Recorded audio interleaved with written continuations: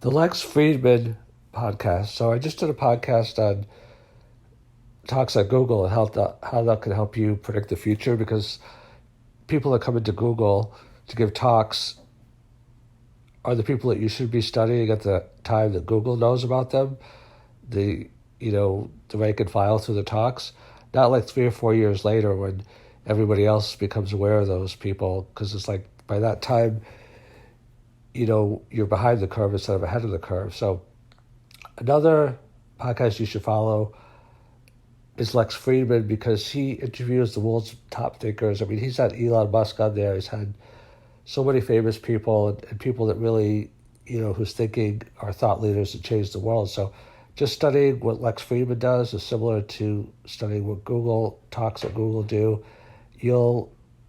You've heard that famous expression, the future's already here, it's just not evenly distributed.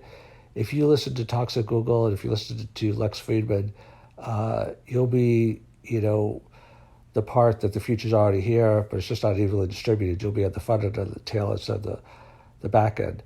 So let's just look at the last few. So Sean Kelly, Existentialism, Nihilism, and the Search for Meaning. That was done September 30th. And Sean Kelly is a professor at Harvard. Okay. So let's do 4 or 5 and see if we see a pattern here.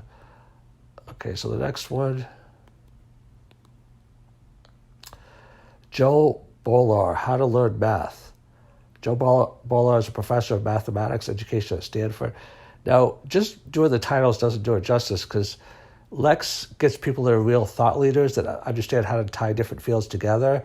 And he has very probing questions. So it's kind of like you find out more than you would by just an average podcast with the same person, because Lex knows how to bring out the best in each guest. Okay, the next one.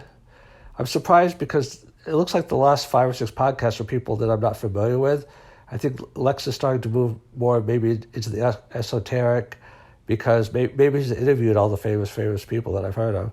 Okay, all right. So the next one.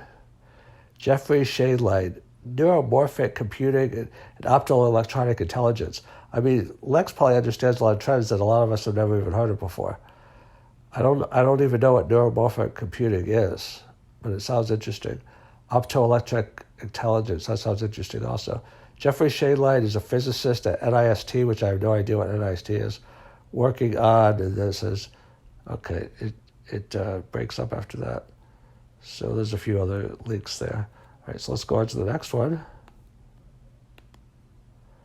Travis Oliphant, NumPy, SciPy, Anaconda, Python, and scientific programming. So I'm guessing that this is talking about like the languages that are really hot right now or the languages of the future.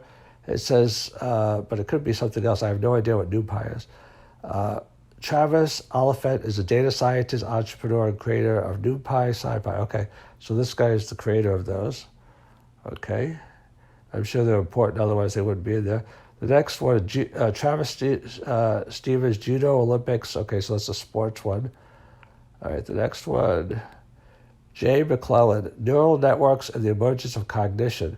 That's really interesting because Lex Friedman does a lot of work in AI. He has a lot of people on from artificial intelligence. Let's take a look at one more. Episode 221, Douglas Lynott, Sick and the Quest to Solve Common Sense Reasoning in AI. So if you want to be a thought leader, these are a few of the topics that Lex is looking at now.